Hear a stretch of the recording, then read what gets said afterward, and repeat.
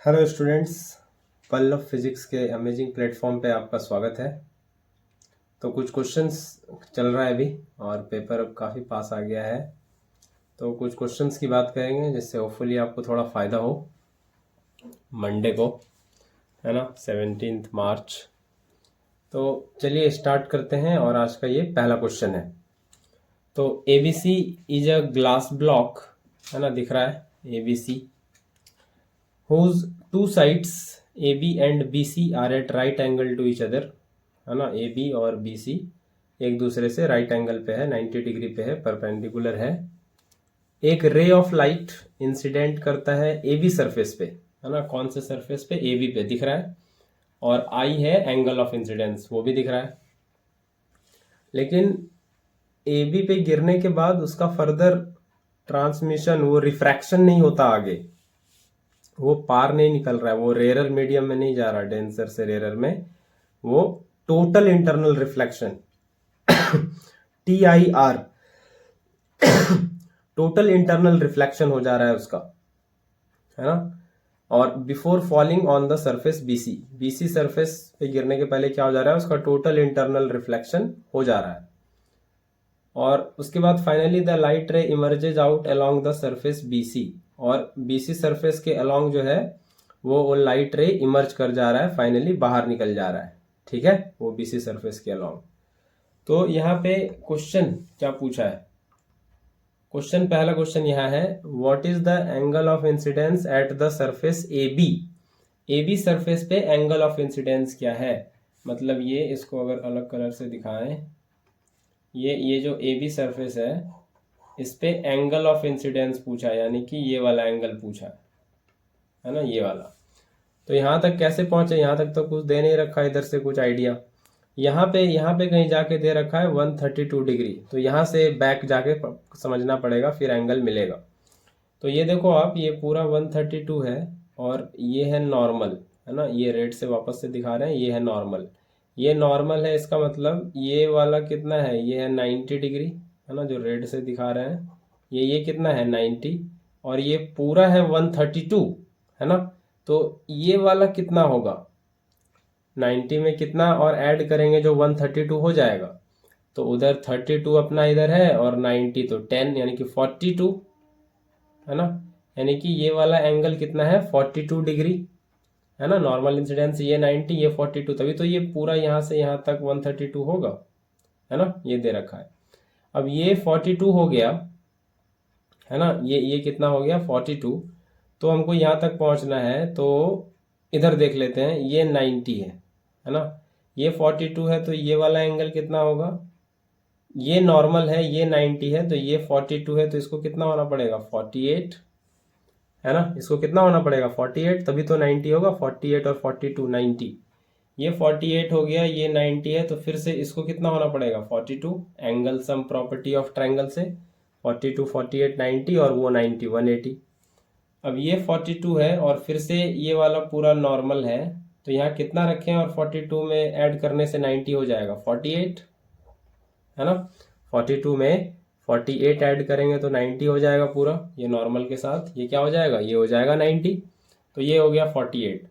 तो देखो, हुआ है total internal reflection AB surface पे, मतलब जो एंगल ऑफ इंसिडेंस है वही एंगल ऑफ रिफ्लेक्शन से वो TIR हो गया। मतलब ये 48 आ गया, मतलब इसको भी कितना होना पड़ेगा? 48। तो एंगल ऑफ इंसिडेंस यहाँ से आ गया 48 डिग्री, है ना। तो पहला का आंसर आ गया 48 डिग्री। तो इसी तरह से आपको उल्टा चलना है, यहाँ पे पहले यहाँ नॉर्मल से 132 वाले एंगल से चलना है, ये हो गया 42, फिर ये नॉर्मल है तो ये 48, फिर इस ट्रायंगल में एंगल सम प्रॉपर्टी से ये 42, फिर यहाँ नॉर्मल है तो ये 48, और टोटल इंटरनल रिफ्लेक्शन हुआ है ये 48, तो ये भी 48। तो एंगल ऑफ इंसिडेंस AB पे 48 आ गया, ठीक है। अब है, what is critical angle for the glass block BC? तो क्रिटिकल एंगल क्या होगा ग्लास ब्लॉक BC के लिए? तो अब ये BC, ये वाला एंगल है, ये वाला है ना, ये वाला क्वेश्चन है, what is the critical angle for the glass block BC? तो ग्लास ब्लॉक BC के लिए क्रिटिकल एंगल क्या होगा? तो देखो, ये BC ग्लास ब्लॉक है और यहाँ पे जब लाइट रे गिरा तो ये इस बीसी सरफेस को या कि ये वाला रिफ्रैक्टिंग सरफेस को ग्रेज करते हुए ये लाइट रे ऐसे बाहर निकला है। इसी बीसी सरफेस को ये लाइट रे ग्रेज करते हुए बाहर निकला है। तो आपको ये पहले पता होना चाहिए कि लाइट रे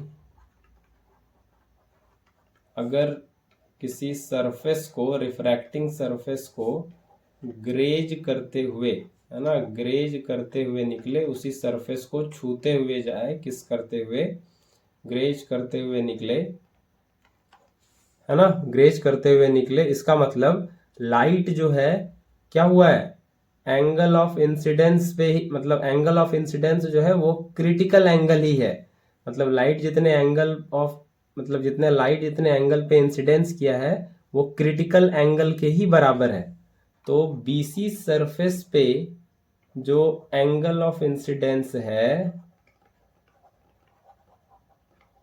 वही क्रिटिकल एंगल है, क्योंकि ऐसा तभी देखने को मिलता है जब angle of incidence critical angle के बराबर होता है, तब लाइट रे जिस सरफेस पे गिरा है उसको छूते हुए बाहर निकलता है और एंगल ऑफ रिफ्रैक्शन 90 हो जाता है ना। तो वही यहाँ पे हमको देखना होगा, ये बीसी सरफेस रहा और बीसी सरफेस पे लाइट रे कितने एंगल पे गिरा है, तो ये नॉर्मल है, नॉर्मल के साथ ये वाला रे 42 बना रहा है, ये रहा 42 डिग्री बना रहा है। तो डेफिनेटली क्रिटिकल एंगल कितना होगा, 42। Angle of incidence critical angle के बराबर है, तभी लाइट रे ग्रेज करते हुए निकला, यानी कि 42। अब है what would happen to critical angle if temperature of the glass block is increased. अगर टेम्परेचर बढ़ा देंगे तो क्रिटिकल एंगल क्या होगा। सबसे पहले आपको ये रिलेशन पता होना चाहिए, साइन सी होता है 1 by refractive index, sine C 1 by mu, है ना, ग्लास ब्लॉक का रिफ्रैक्टिव इंडेक्स।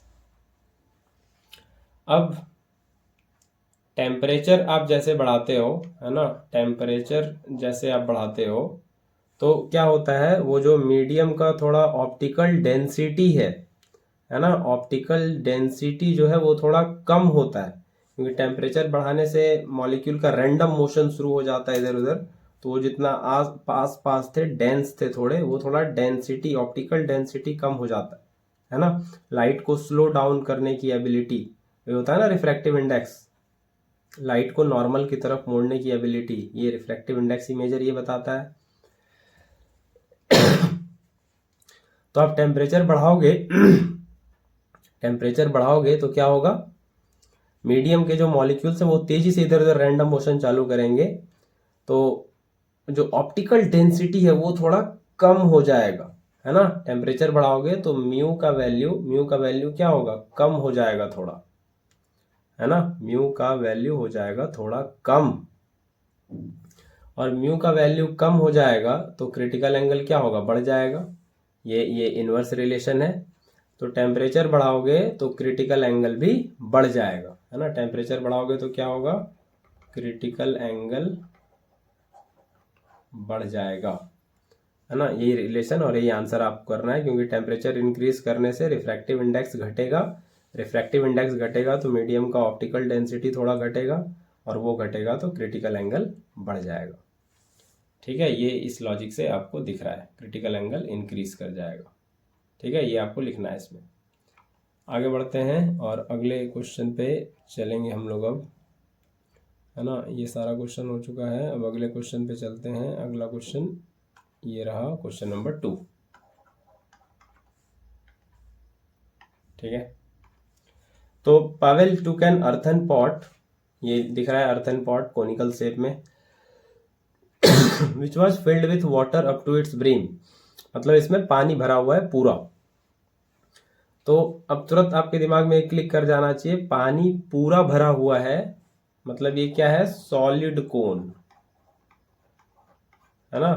पानी नहीं भरा है तो खाली है तो हॉलो कोन, पानी भरा है तो सॉलिड कोन। सॉलिड कोन क्यों, वाटर इज फिल्ड, है ना, पानी भरा हुआ है, तो ये कैसा हो गया, solid cone.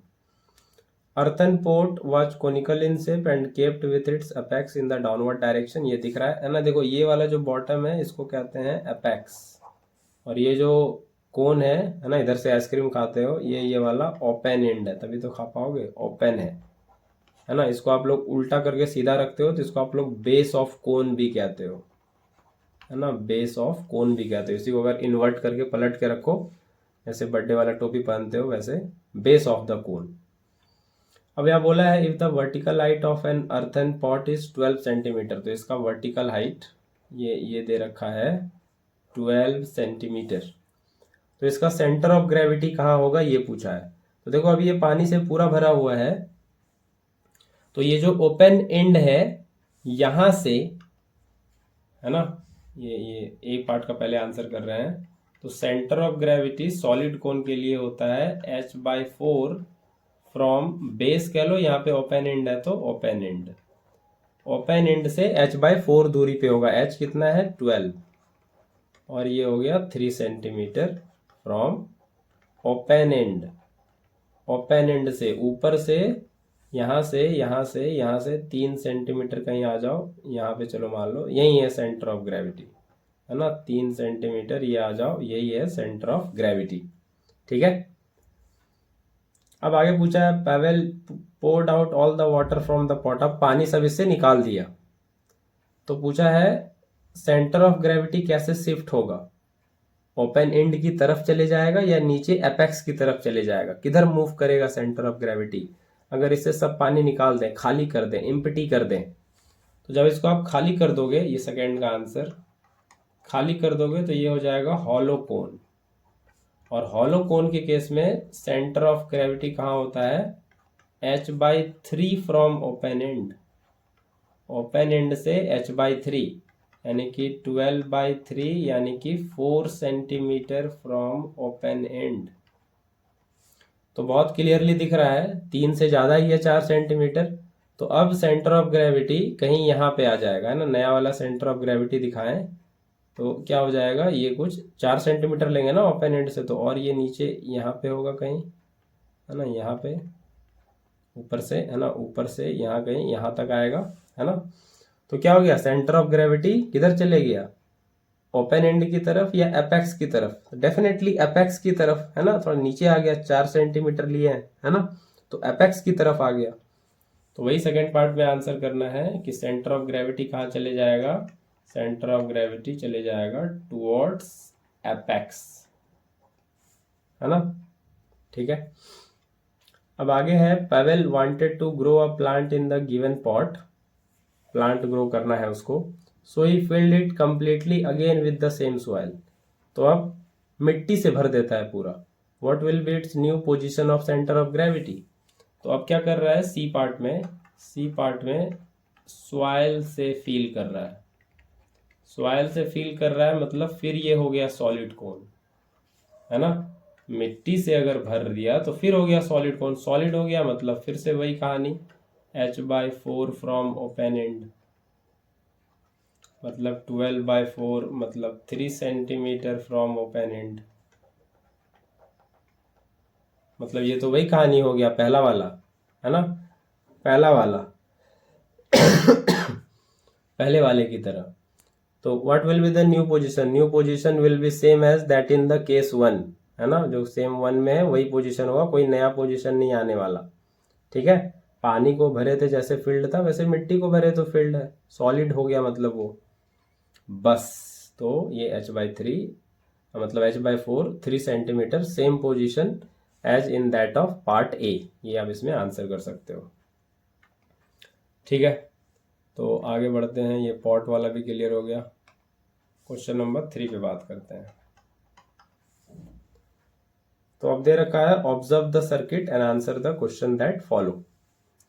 If we increase the current in the above circuit, above नहीं बिलो है, using a rheostat, will the reading of the voltmeter decrease और इंक्रीज। रियोस्टेट पता है, रियोस्टेट डिवाइस होता है जो रेजिस्टेंस को हम वेरी कर सकते हैं, है ना, किसी रजिस्टर का रेजिस्टेंस हम वेरी करा सकते हैं ये रियोस्टेट की मदद से। ठीक है। ये देखा भी रखा है यहाँ पे, ये सेल है, ये वोल्ट मीटर लगा है इस तरह से पैरेलल में, और स्विच है यहाँ पे। तो पूछा है will the reading of volt meter decrease और इंक्रीज, है ना, जब करंट सर्किट में बढ़ा दिया जाएगा इस सर्किट में, तो जो वोल्ट मीटर का रीडिंग है वो घटेगा या बढ़ेगा जब आप करंट बढ़ाओगे तो। तो देखो ये सेल है, ये सिंबॉलिक रिप्रेजेंटेशन है, आपको थोड़ा डिटेल आइडिया होना चाहिए सेल का, और बताए भी हैं ईएमएफ सेल वगैरह ये सब अच्छे से बताया हुआ है, लेक्चर भी देख लो आप लोग पहले। तो ये बताए हैं पहले हम, तभी ये क्वेश्चन समझ में आएगा। ये जो सेल दिखता है ये तो बस एक सिंबॉलिक रिप्रेजेंटेशन है ना, एक्चुअल तो सेल ये कहानी है, ये पढ़ाए हैं सारा बताए हैं, है ना, कि ये इस तरह से दो इलेक्ट्रोड रहता है और यहाँ पे इलेक्ट्रोलाइट रहता है ना, ये क्या रहता है इलेक्ट्रोलाइट, और ये दोनों क्या रहता है इलेक्ट्रोड, है ना, ये हमको याद आ रहा है, ये कॉपर का और ये जिंक का ऐसे रहता है ना। और फिर ये यहाँ पे आ जाता है, इस पे पॉजिटिव पोटेंशियल, यहाँ पे आ जाता है निगेटिव पोटेंशियल, और इसके बीच जो पोटेंशियल का डिफरेंस बनता है वही फिर ईएमएफ उसको कहते हैं, है ना। ये सब सारा पढ़ रखे हैं, ठीक है। तो देखो अब यहाँ से यही पूछ रहा है कि अगर हम करंट ज़्यादा अगर हम विदड्रॉ करें, है ना, करंट अगर ज़्यादा इंक्रीज करें सर्किट में, तो वोल्ट मीटर का रीडिंग घटेगा या बढ़ेगा, है ना, वोल्ट मीटर का जो रीडिंग है वो घटेगा या बढ़ेगा। तो देखो वोल्ट मीटर का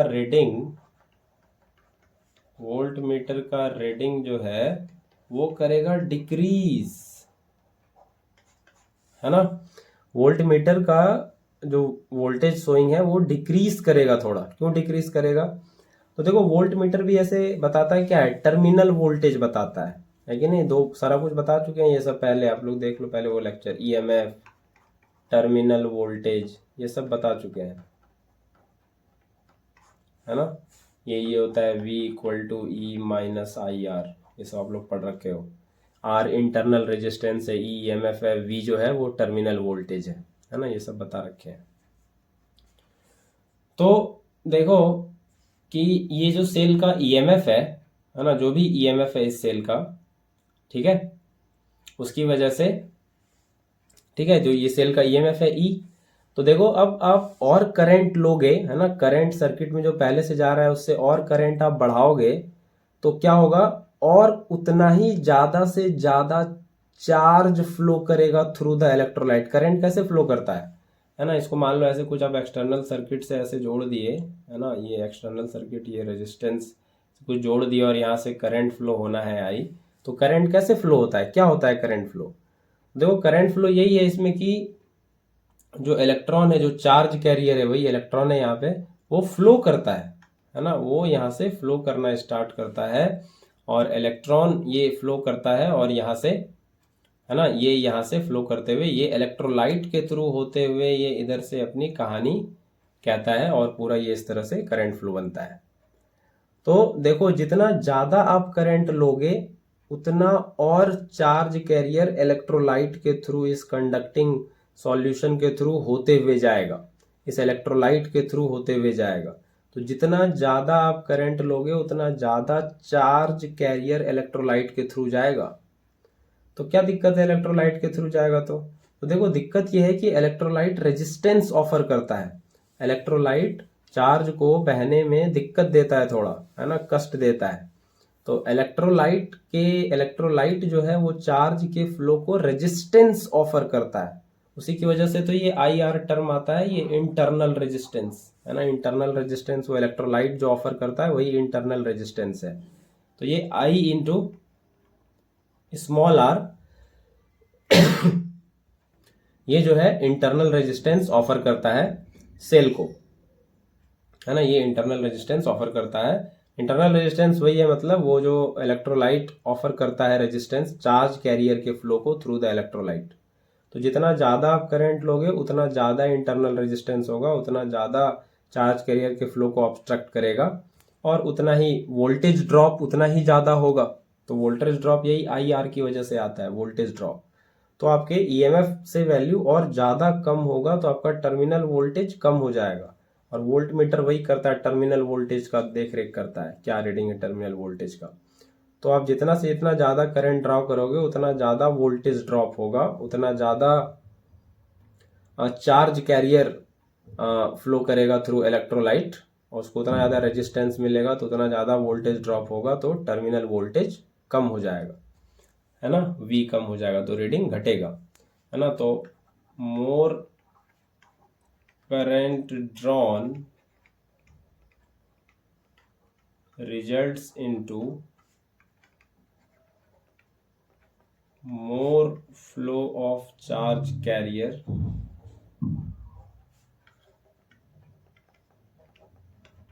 through electrolyte.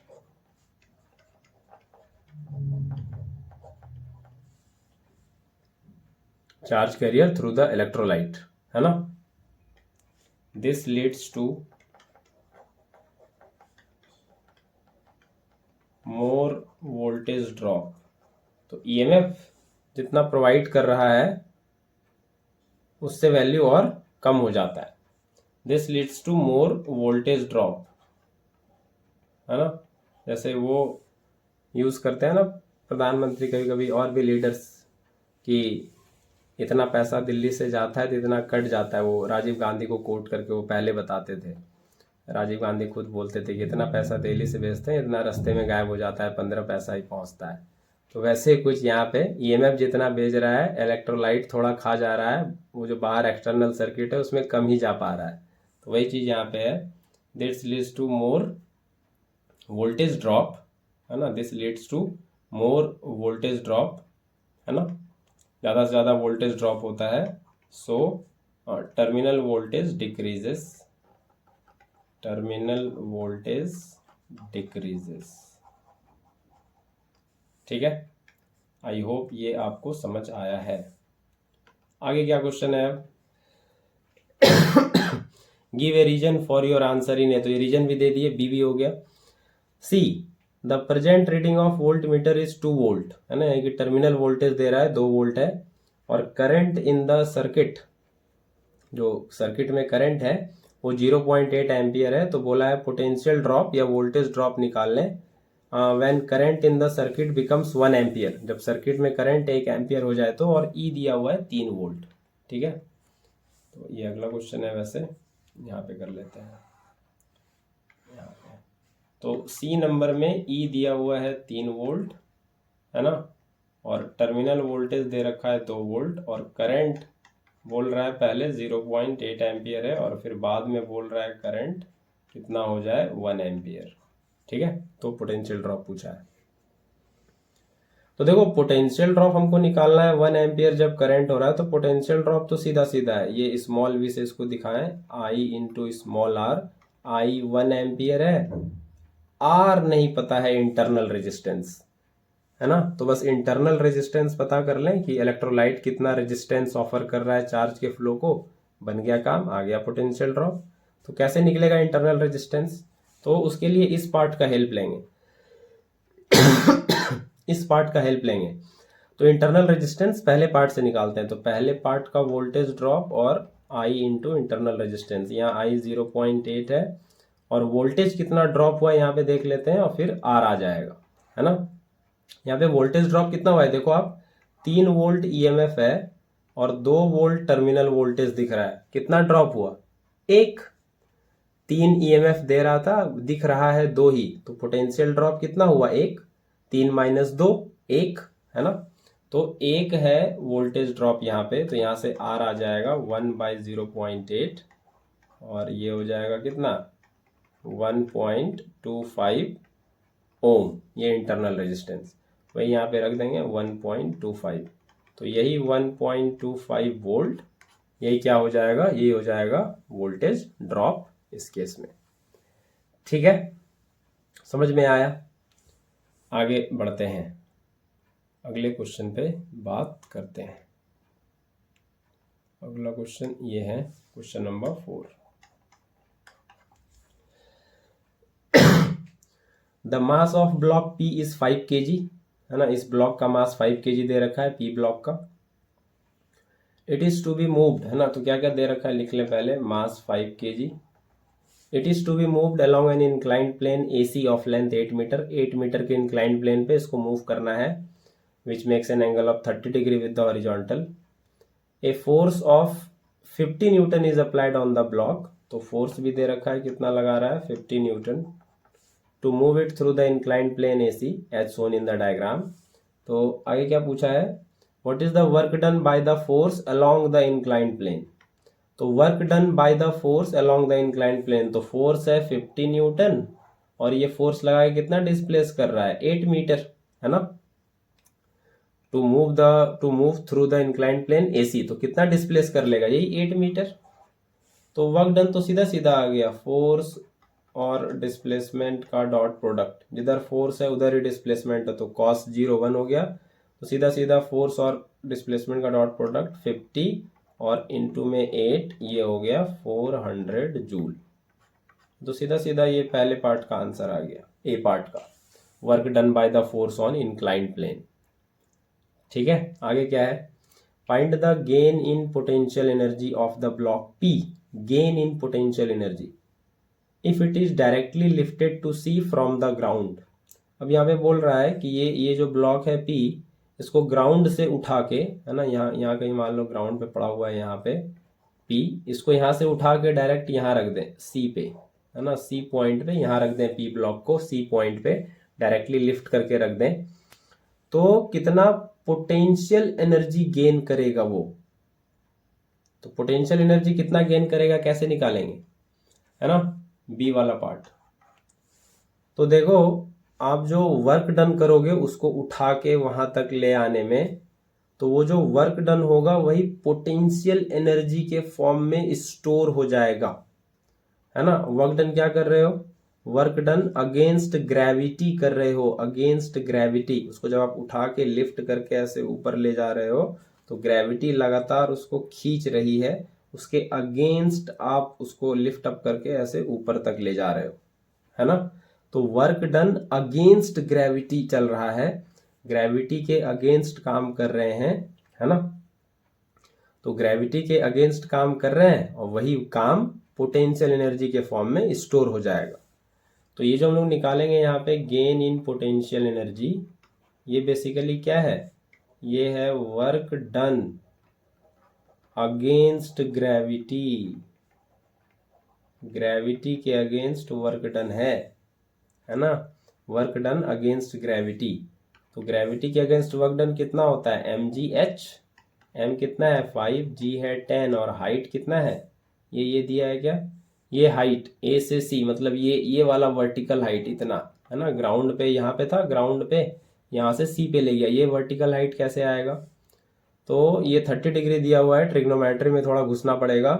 ये हाइपोटेनस मेरे पास 8 मीटर है और ये परपेंडिकुलर BC जानना है, एंगल के सामने ये जो साइड है ये परपेंडिकुलर, ये जानना है। तो परपेंडिकुलर और हाइपोटेनस को कनेक्ट करता है साइन, तो उसी को यूज कर लेंगे, है ना, उसी को यूज कर लेते हैं यहाँ पे, साइन 30, है ना, ये base by perpendicular by hypotenuse, यानी कि वो जो BC है, हाइट निकालना जो है ना, ये BC मतलब h डिवाइड बाय AC जो 8 मीटर दिया है, ठीक है। तो ये यहाँ पे साइन 30 हाफ h जो BC है ना, और ये 8 मीटर, तो h यहाँ से आ जाएगा 8/2, दिस इज 4 मीटर, ठीक है, 4 मीटर ये हो जाएगा आंसर। तो h आ गया 4 मीटर, तो यहाँ से अब हो गया कितना 200 जूल। तो गेन इन पोटेंशियल एनर्जी हो गया 200 जूल, 200 जूल, ठीक है, ये भी समझ में आ गया। अब आगे है, we know that potential energy is gained due to the work done on the body against gravity, ये तो अभी कर ही लिए। Then in this case why is the work done on the block and the increase in potential energy of the block different, है ना। तो यहाँ पे ये बोल रहा है कि ब्लॉक पे जो वर्क डन किया गया, जो आया पहले 400 जूल, और जो इंक्रीज इन पोटेंशियल एनर्जी आया वो आया कितना 200 जूल। तो ये बराबर क्यों नहीं आया, जब ग्रेविटी के against work done potential energy में स्टोर हो रहा है तो ये बराबर क्यों नहीं आया। तो ये बराबर इसीलिए नहीं आया है क्योंकि कुछ फ्रिक्शन कंज्यूम कर गया हमारा वर्क डन ना, कुछ फ्रिक्शन में भी चला गया, कुछ फ्रिक्शन को ओवरकम करने में। ये जो फिगर देख रहे हो आप यहाँ पे, ये फिगर ये ये जो फिगर आप देख रहे हो यहाँ पे, इसको जब आप AC के अलोंग ऐसे ऊपर लेके जाओगे तो फ्रिक्शन भी तो है इसका, है ना, ये फ्रिक्शन फोर्सेस भी तो लग रहा है इस ब्लॉक पे, तो इसको भी ओवरकम करना पड़ रहा है आपको, तो आपका कुछ वर्क डन फ्रिक्शन को ओवरकम करने में कंज्यूम हो जा रहा है, इसीलिए 400 जो है वही 400 नहीं दिख रहा इंक्रीज इन पोटेंशियल एनर्जी या गेन इन पोटेंशियल एनर्जी, वो 200 दिख रहा है, थोड़ा कम दिख रहा है 200। तो वही रीजन यहाँ पे लिखना है सी पार्ट में। तो it is because work done is part of work done, है ना, part of work done is consumed in overcoming the friction offered by surface AC, है ना। तो AC सरफेस जो फ्रिक्शन ऑफर कर रहा है उसको कम करने में कुछ हमारे वर्क डन का कुछ हिस्सा चले गया, यूज हो गया, इसीलिए work done gain in potential energy के बराबर नहीं दिख रहा है। ठीक है, आगे चलें, ये भी समझ में आ गया। अगले पार्ट पे ये रहा अगला क्वेश्चन, क्वेश्चन नंबर 5। तो ये कह रहा है सान is utilizing a dynamometer to measure the force expressed in newton on a bow string, है ना। बो स्ट्रिंग समझ में आता है, तीर धनुष वाला, है ना। ये तीर धनुष वाला अरेंजमेंट कुछ पे क्वेश्चन है, ठीक है। ये यहाँ पे ऐसे कुछ, ये तीर धनुष वाला सिनेरियो, है ना, ये तीर धनुष वाला scenario. He records both the force and displacement of bow string and plots the data on a graph that shows the relation between force and displacement. Displacement देखो ग्राफ में वाई एक्सिस पे है और फोर्स जो है x axis पे है। Force में 5-5 इंटरवल का गैप है, 5, 10, 15, 20, 25 न्यूटन। डिस्प्लेसमेंट में 1-1 सेंटीमीटर का गैप है, 1, 2, 3, 4, 5 न्यूटन का फोर्स कॉरेस्पॉन्ड कर रहा है, मतलब ऐसे दिया हुआ है उसके कॉरेस्पॉन्डिंग 1 सेंटीमीटर डिस्प्लेसमेंट, 10 वाला 2, 15 वाला 3, 20 वाला 4, 25 वाला 5। सान is interested in determining the highest point that arrow reaches. सान इंटरेस्टेड है ये बताने में, सान is interested in determining the highest point, मतलब एरो कितना दूर जा रहा है, वो हाइएस्ट पॉइंट वो बताने में इंटरेस्टेड है। He knows he can calculate the work done by finding the area under graph। चलो ये बता ही दिया हम लोग को क्या करना है ना। तो वर्क डन कैसे निकाल सकता है, वो एरिया अंडर ग्राफ निकाल के वर्क डन निकाल सकता है। तो वो निकाले उससे पहले हम लोग निकाल लें वर्क डन, है ना। हम लोग को भी आता है एरिया अंडर ग्राफ। तो ये ग्राफ है और इसके अंडर का ये एरिया, है ना, ये एरिया। दूसरे कलर से दिखाया जाए इसको, ये ग्राफ है और उसके अंडर का ये एरिया, है ना, एरिया अंडर ग्राफ, यही तो है शेडेड जो कर रहे हैं, यही है एरिया अंडर ग्राफ। यही दे देगा आपको वर्क डन, वो ऐसा बता रहा है ना, वो ऐसा बता रहा है कि एरिया अंडर ग्राफ कर लो आप, आपको वर्क डन मिल जाएगा। तो हमको दिख रहा है ये कैसा एरिया दिख रहा है, ट्रायंगुलर एरिया, है ना। बेस हो गया ये पूरा बेस हो गया 25 का, और हाइट हो गया ये पूरा 5 सेंटीमीटर का, ये हो गया हाइट। तो ये ट्रायंगुलर एरिया है, half into base into height कर लेंगे, है ना। तो ठीक है, तो पहले वर्क डन निकाल लेते हैं एरिया अंडर ग्राफ जो बता दिया है, फिर ए पार्ट पे आ जाएंगे, अभी ए पार्ट को रहने देते हैं। तो work done area under graph वो बोल रहा है कि वो वर्क डन ऐसे निकालेगा, तो वही निकाल लेते हैं। तो ये हो जाएगा हाफ, बेस कितना है 25 और हाइट कितना है 5/100 मीटर करना पड़ेगा। तो ये कितना हो जाएगा, ये हो जाएगा 12.5, 25 का आधा 12.5, और 12.5 को 5 से गुना करो, ये हो गया 62.5/100, और ये हो गया 0.625 जूल, है ना, 0.625 जूल ये हो गया, ठीक है, 0.625 जूल। ये आ गया इसका आंसर वर्क डन का। ठीक है, अब क्वेश्चन पे आते हैं। क्वेश्चन पहला पूछ रहा है what is the potential energy stored in the bow string when the force is 25 newton. तो देखो ये होता है तीर धनुष, है ना, ये ऐसे करके बो ऐसे करके खींचते हो, है ना, ये एरो के साथ वो स्ट्रिंग वो ऐसे करके खींचते हो, है ना। तो तो ये क्या कर रहे हो, ये आप कर रहे हो वर्क डन, है ना। तो यही वर्क डन उस बो एंड एरो में, उस सिस्टम में स्टोर हो जाता है in the form of potential energy. Potential energy क्या होता है कि एनर्जी जो बॉडी में उसके कॉन्फ़िगरेशन, एक पार्टिकुलर सजावट, कॉन्फ़िगरेशन मतलब क्या, एक पार्टिकुलर सजावट, पार्टिकुलर अरेंजमेंट में उसके पास जो एनर्जी है दैट इज पोटेंशियल एनर्जी। तो पहले सिंपल था बो एंड एरो, फिर आप उसको ऐसे खींच के उसका कॉन्फ़िगरेशन बिगाड़ दिए, तो ये नया कॉन्फ़िगरेशन बना, तो ये इसमें फिर एनर्जी आएगा पोटेंशियल एनर्जी। तो वो कहाँ से आएगा, जो आप वर्क डन किए ऐसे खींच के, यही वर्क डन उसमें पोटेंशियल एनर्जी के फॉर्म में स्टोर होगा। तो वही चीज यहाँ पे है। तो पोटेंशियल एनर्जी का आंसर यही हो जाएगा जो आया है 0.625, क्योंकि पोटेंशियल एनर्जी क्या होगा, वर्क डन जो हुआ है वही स्टोर होगा in the form of potential energy. तो पोटेंशियल एनर्जी स्टोर्ड ये बराबर हो जाएगा वर्क डन, है ना। वर्क डन, जितना आप खींचने में वर्क डन किए वही 0.625 जूल। तो ये हो गया पहले का आंसर। अब है एरो का मास, तीर का मास दिया हुआ है 31.25 ग्राम। तो बोला है calculate the maximum velocity attend by the arrow. इसको देख लेते हैं, ये पार्ट बी। तो मास एरो का दिया हुआ है 31.25 ग्राम, यही है बिल्कुल। तो जब एरो रिलीज किया जाएगा तीर, तो क्या पूछा है क्वेश्चन, मैक्सिमम वेलोसिटी। वो मैक्सिमम वेलोसिटी कितना अटेन कर लेगा ये पूछा है ना। तो वेलोसिटी की बात करनी है, मास दिया हुआ है, कैसे कनेक्ट होगा, काइनेटिक एनर्जी। काइनेटिक एनर्जी होता है हाफ एम वी स्क्वायर।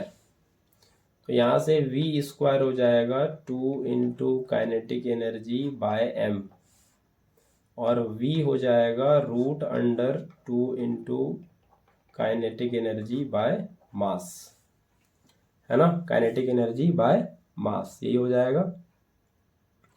तो अब देखो यहाँ पे कि क्या लोगे आप काइनेटिक एनर्जी, काइनेटिक एनर्जी तो आपको मालूम ही नहीं है।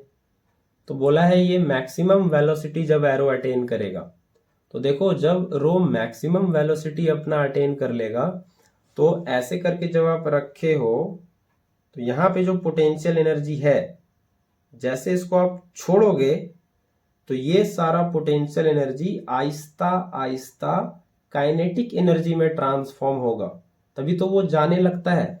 वो कभी सोचे आप, वो एरो जाने कैसे लगता है।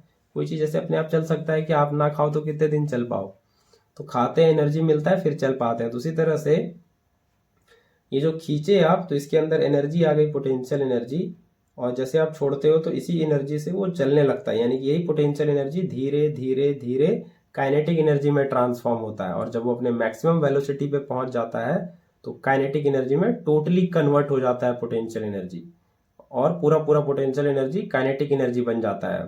तो ये जब मैक्सिमम वेलोसिटी अटेन करेगा एरो, तो इसके पास जो काइनेटिक एनर्जी है वो पोटेंशियल एनर्जी के बराबर हो जाएगा।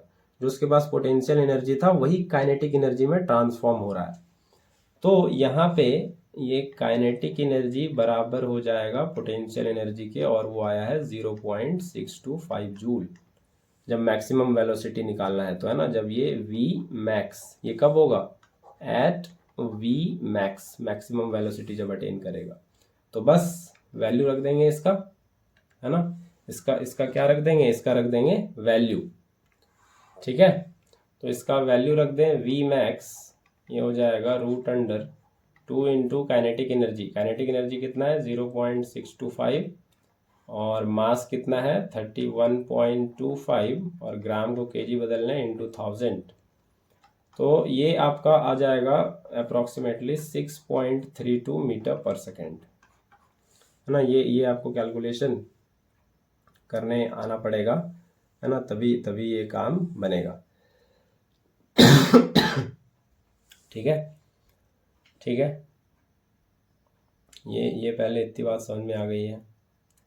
आगे बढ़ते हैं, है ना। ये कैलकुलेशन हो जाएगा ना, या कैलकुलेशन करना पड़ेगा, कैलकुलेशन कर सकते हो आप, तो अगर नहीं कर सकते हो तो कर देते हैं, फिर इधर देख लो एक बार सही से। ये तो अब लोग कैलकुलेशन छोड़ दिए, कैलकुलेशन देख लो।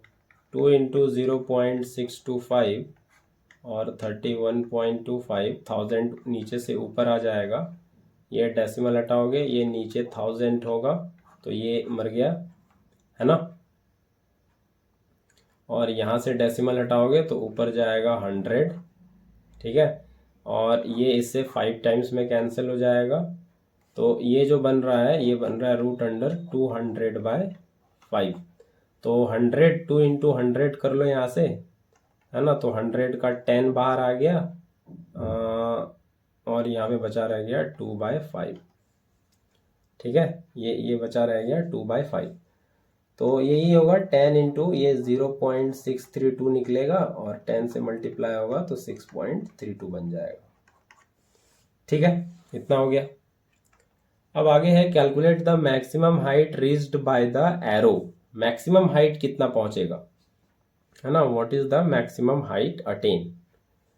तो देखो फिर से वही कहानी होगी कि मैक्सिमम हाइट पे जब वो अटेन कर लेगा, मैक्सिमम हाइट पे पहुंच जाएगा, तो क्या होगा, काइनेटिक एनर्जी 0 हो जाएगा। क्योंकि मैक्सिमम हाइट पे जब पहुंचेगा तो वेलोसिटी 0, वहां से उसको वापस नीचे आना है ना। मैक्सिमम हाइट पे ही होता है ना। मैक्सिमम हाइट पे क्या होता है, एट मैक्सिमम हाइट, जब वो मैक्सिमम हाइट पे जाएगा थोड़ी देर के लिए वहां रुकेगा, फिर वापस फाइनल वेलोसिटी 0, तो उस मोमेंट पे काइनेटिक एनर्जी भी 0, है ना। उस मोमेंट पे काइनेटिक एनर्जी भी क्या हो जाएगा, 0। सारा का सारा एनर्जी क्या होगा, पोटेंशियल एनर्जी, है ना, उस कॉन्फ़िगरेशन की वजह से। तो मैक्सिमम हाइट कितना पूछा है, इसको इधर कर देते हैं, जगह की कमी है, इसको इधर कर देते हैं सी पार्ट को। तो maximum height reached by the arrow, ये इसको देख लेते हैं कि ये क्या होने वाला है। तो देखो जब मैक्सिमम हाइट पे पहुंचेगा तो काइनेटिक एनर्जी है नहीं, तो फिर क्या एनर्जी है, पोटेंशियल एनर्जी। उस किसी कोई पार्टिकुलर सजावट बना, कोई पार्टिकुलर अरेंजमेंट, कोई पार्टिकुलर कॉन्फ़िगरेशन, तो वहां पे सिर्फ पोटेंशियल एनर्जी होता है ना। वहां पे क्या हो जाता है, पोटेंशियल एनर्जी आ जाता है, सिर्फ नहीं, पोटेंशियल एनर्जी वहां पे आ जाता है। तो मैक्सिमम हाइट पे जब गया है तो काइनेटिक एनर्जी 0 है, क्योंकि वेलोसिटी 0 है, तो सिर्फ वहां पे पोटेंशियल एनर्जी है। तो मैक्सिमम हाइट पे सिर्फ पोटेंशियल एनर्जी है और वो mgh है। और पोटेंशियल एनर्जी मेरा कितना है, ये 0.625, है ना। पोटेंशियल एनर्जी कितना है, 0.625। देखो यही होगा, पहले जब आप ऐसे खींचे तो पोटेंशियल एनर्जी, फिर उसको आप छोड़े तो काइनेटिक एनर्जी, है ना। फिर उसको आप छोड़े तो काइनेटिक एनर्जी, फिर वो जो काइनेटिक एनर्जी उसके पास था, उसी के साथ वो जब मैक्सिमम हाइट पे अपना पहुंचेगा तो फिर वो वहां जाके काइनेटिक एनर्जी 0, वो सारा काइनेटिक एनर्जी पोटेंशियल एनर्जी में। तो ऐसे ही ट्रांसफॉर्मेशन चलता रहेगा। और यहाँ पे m कितना है, 31.25 ग्राम। तो इसको केजी में ये 1000 से डिवाइड कर दो, इंटू 10 और इंटू ये हाइट। तो ये 0 से 0 कट गया, ये 6 to 5 को हटाएं तो ये 1000, ये भी ये 0 कट गया, ठीक है। और यहाँ से ये डेसिमल हटाओ तो नीचे 100, ये भी 5 टाइम्स में ये कट गया, है ना। और ये 5 2 जा 10, तो h कुछ आ रहा है 20 मीटर। कहीं कैलकुलेशन एरर तो नहीं हुआ, ये 1000 कट गया और ये, हाँ ये 10 एरर आ गया, ये 0 कटेगा इससे, 2 मीटर, है ना। तो 2 मीटर ये आ रहा है हाइट जो वो अटेन करेगा एरो, है ना। मैक्सिमम हाइट जो अटेन करेगा एरो वो है 2 मीटर, ठीक है। तो यही पोटेंशियल एनर्जी काइनेटिक एनर्जी का ट्रांसफॉर्मेशन चल रहा है ना। पोटेंशियल एनर्जी 0.625 है और फिर उससे mgh लगा दो तो वहां से h पता चल जाएगा मैक्सिमम हाइट कितना गया है। तो आज के लिए इतना ही, मिलते हैं फिर अगले लेक्चर में। Till then take care, bye bye.